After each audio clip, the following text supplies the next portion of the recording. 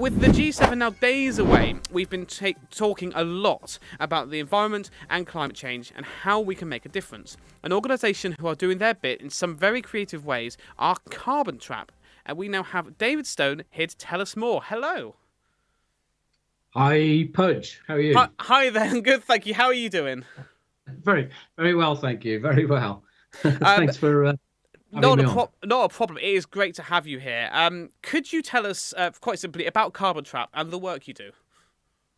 Yeah, I mean, basically, Carbon Trap is something that we set up. We set it up last year, and it came about as we were aware that farmers were growing elephant grass for energy purposes, but the general public didn't know about it and business didn't know about it.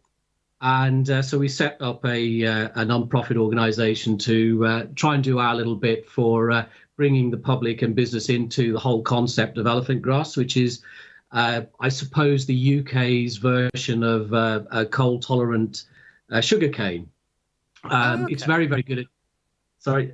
Sorry, I'm interested in this because I've never known myself exactly what elephant grass is. I've known of it, but it's never sort of heard it described like that before.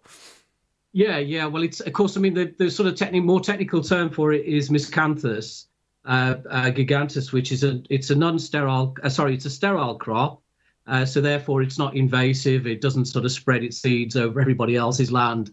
And but what it does is it's great for sort of, because it's a perennial crop.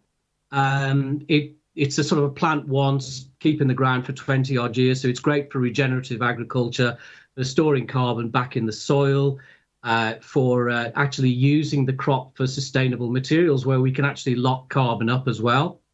And of course, it works in a faster way than trees do, because trees take sort of 5 to 10, even up to 20 years before they start capturing carbon successfully. Whereas with elephant grass, we're actually able to capture carbon from after the first 12 months.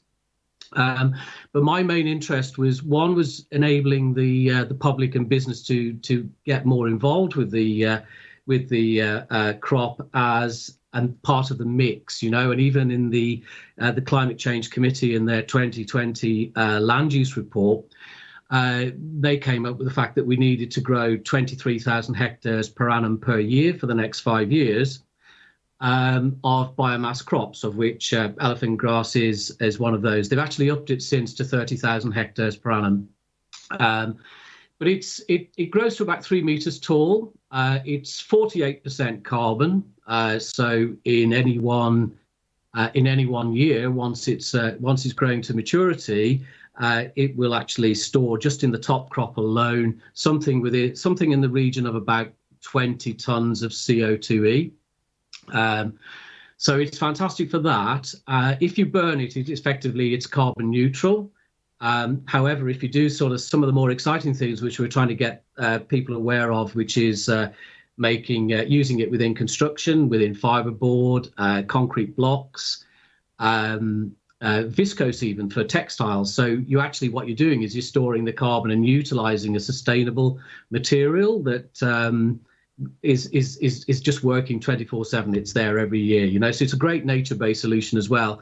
But sustainability is the absolute key thing from our perspective. Packaging, rather than actually bringing in tons and tons of packaging materials in pulp form from abroad. Actually, some places are using trees for doing that, and we think trees should be protected at all times. It's just one of those very, very versatile materials, because of course it's made of the same components as a tree anyway, which is a lignocellulosic crop. So it's based cellulose, hemicellulose, and lignin, which is the polymer that glues it all together. And even just cellulose is all humans need cellulose for their fiber in their diet, even though it's of no nutritional value. So it's a really, really important crop that probably hasn't been given a very high profile here in the UK as such. And so that's why we started Carbon Trap. Let's introduce business and the public to it. Very, very good information there. You've got a lot of knowledge on it, and very well explained for someone like me now actually understanding that. Thank you. And there's so much I want to sort of get into there. I think we've actually, for those who don't know exactly what elephant grass is, I think we've got a little clip here. You can sort of explain what's going on. I think we've got some harvesting of elephant grass. Can we have a look at this? Here we go. Yep. That So is there you go. quite That's tall. about 3 meters tall. Blimey. I think if I would see that now, I would mistake the field for growing something maybe under the soil. I wouldn't know what it is, and that's kind of sad for me, being a Cornish lad. But yeah, just some of the facts that you told us about that, how if you burn it, it's carbon neutral. Never would have thought of something like that. How quick it starts trapping the carbon as opposed to trees and other things. It's quite incredible, and it's lovely to know that we've got amazing. a climate that we can use it. Fantastic stuff. I must admit. Yeah, this is in Somerset, so not too far away from. Not too far. No, I don't know. I must admit, there's something I do like about watching combine harvesters working. I used to sit on the hedge at my mum's house, and I used to watch them with a little plate of chips. Something about me, it's in my blood, So you were also talking about the other things you can do with this, like making the things in construction. I think we got a photo here of one of these kind of bricks you can make with it. Oh wow! Yeah. This is really exciting because we've developed this with Exeter University, Okay, and it's a real revelation because in actual fact the blocks that are on the left of the picture they are actually carbon negative. So we've got 120 to 130 kilos of CO2e per cube of concrete produced. wow. At the moment, they're non-structural, but they can be used as thermal blocks within a building, and we're hoping to get our first building underway before too long. That's fantastic. I've seen over the last few years quite a lot of alternative type of construction materials, and it looks like a lot of them are starting to make headway. I've seen one, for example, where they've reused plastic that's been literally picked up from in nature or around, that's not been thrown away properly, and it's been recycled into these plastic blocks, which have then been used for buildings. Very much like these have been used. It looks incredible, and to be able to be used as thermal blocks as well. That's really quite interesting. Yeah, and do you know the beauty about this is because, I mean, if you're looking at one of the main competitors for this type of product is a product they call hempcrete. Heard of it? And Yeah. But the beauty about miscanthus or elephant grass is that it's a perennial crop, i.e. you plant it once, you don't have to, plow the ground up every year, and therefore releasing more and more carbon. In actual fact, once you've planted it, that's it then for over 20 years. Or we've successfully got experience in the team of over 25 years with the crop still producing at the same rate that it's always produced. So amazing. In effect, what you're doing is you're ensuring that the carbon is being stored and it remains stored within the soil. As against annual crops such as hemp, which of course is a great crop, believe me, but because it's annual, it's not exactly a very carbon friendly in terms of disturbing the soil. I mean, I've heard a lot of stuff about hemp as well being grown, but to hear it like this and to now have something far better again, it's good to see that we're making such great steps towards helping the environment in this way. Going on a little bit now, do you think us as individuals, it is difficult to make a noticeable difference on reducing our carbon footprint? And what would be your top tips for people who sort of think this? Do you know what? I think really that if we go for if we go for sustainability, and that sustainability comes from renewable materials, we won't go far wrong, because what we'll do is we'll restore the balance again. So I think we should be always looking for, we should always look, number one, for sustainable materials, and we should always ensure that those sustainable materials are in actual fact renewable. So, for instance, a friend of mine calculated recently that one of the top electric vehicle manufacturers uses obviously a lot of lithium in its batteries. And a lot of people go talking about, electric cars being the way forward and sustainable and so on and so forth. He calculated if their current strategy is worked on over the next few years, that they will actually use 1.6 times the amount of lithium that we have in the world, i.e. it's totally not sustainable. So, and whilst I totally realize that, we have to go down certain routes, I just think the key thing as consumers and as the public, we should always go for something that's renewable and sustainable. That way round, we'll because by using nature-based solutions, of course, is what we'll do is we'll actually restore the balance between the amount of carbon that's in the atmosphere and the amount of carbon that we need in the soil. In agriculture, generally, people talk about regenerative agriculture, and that really is quite key because we've lost about 95 to 97% of the carbon that we need in our soils. And the problem is it's all in the atmosphere. We need to drag it back down again, and rebuild our soils. So important for us as well. So, and some of these projects are going to take 10, 20, 30 years, before we get our soils back again. In fact, I was talking to a farmer in Cornwall not so long ago, and he was telling me that he was looking to semi-retire, and he got somebody coming in and they were growing vegetables on his ground.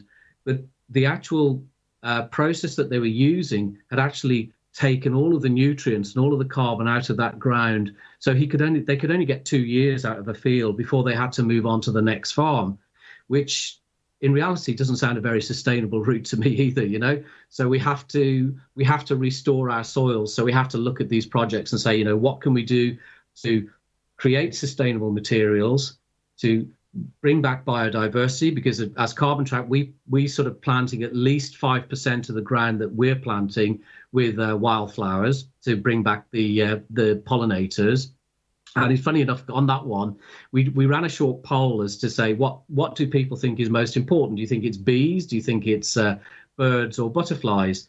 And the number one thing that stood out a mile was bees. Everybody wants the bees back because they're so important to our environment and our continuity of life, And so that was really important for us as well. Say, right, okay, because we are a non-profit, because we're not really, nobody's taking any money out of this business at all. We can afford to maybe take a little bit more land as well, and especially around pylons and things like that maybe a normal farmer would take, although there is some really good schemes coming in now which will help farmers a lot and help our environment a lot. But we think it's really, really important as well that we sort of work with the public on that side. Also, I sort of think that there's potentials for public participation for mental health issues and things like that, that we can actually do some work with as well. So we're quite excited about the thoughts that are emanating from there. Brilliant, absolutely brilliant. Sorry, you caught me with the bee comment earlier because the last few days I don't know what's been going on, but my I've got obviously we all have different people we chat to online and everything. I've got a close friendship group on Facebook, and there's been 2 days ago there was one of them posted me a photo of a bee they were saving because they'd found one on the floor. Next day another one posted one they were trying to save it and they managed to. I've walked in the studio today and myself and Owen, we walked into the other room and we found a bee, and I thought what's going on? So once again, we've gone and we've saved the bee, and I think now it's flown off, so it's happy. But yeah, I completely understand why people are on your poll are going for bees, because there's been a lot of issue regarding, I think there was some pesticides issues and things a while back, and everyone's worried about killing off the bees because we need them as much as it's all part of a cycle. I'm going to go on to now a bit more about Carbon Trap. So people obviously can become members, but businesses can also sign up to reach their own environmental goals. Could you tell us a bit more about that? Yeah, I mean, I think I tell you where we're moving towards is businesses being able to sign up, but also creating a form of a custom type operation where maybe they can actually utilize the material within their own business. So, for instance, you can imagine, let's say, a retailer who uses packaging, and they potentially could either sign up with Carbon Trap or take on some ground, grow the crop themselves or under management, and then actually utilize that crop within for pulping, and then actually from there into packaging. So what they're doing is they're creating a sustainable chain of supply. They've got the provenance on it because it's grown in the UK. They've got the carbon capture in the soil. And actually, one of the things I really like about it is that it's actually here in the UK, so they can actually turn around and go, we're doing something towards our ESG credentials through growing material in the UK itself, rather than actually, we'll just offset some carbon in a developing country somewhere. But this is an interesting one, Pudge, that I've got a document here that actually says that between the years 2010 and 2019, the Brazilian Amazon canopy actually emitted 660 million tons of CO2 rather than actually capture it. So wow. We've got to be very careful that we even businesses, we don't just blindly go and say, oh, we'll just buy some carbon offsets in another country somewhere, and then we can feel good, because that in actual fact is not going to prove anything. It's going to take some of the CO2 out of the air, but that whole sustainability route is then forgotten. And I think it's really important that we combine everything together. Absolutely, that's quite a shocking fact, actually. I'd never heard that before. You really pounding some knowledge into me here. So going on with that, it seems like we all need to sort of change how we think and our lifestyle approaches to tackling climate change. Would you agree with that? Oh yeah, definitely. I think we can do an awful lot, but I think there is so much that business, governmental bodies. It's a joint effort between everyone, because for instance, when I was a kid, you could still go to shops and buy your vegetables in brown paper bags, and you didn't get plastic, or nowhere near as much plastic as you do these days. And whilst I can understand, people are saying that plastic isn't as evil as you think it is, because it does last for years and years, but it's not actually doing anything in the form of capturing carbon.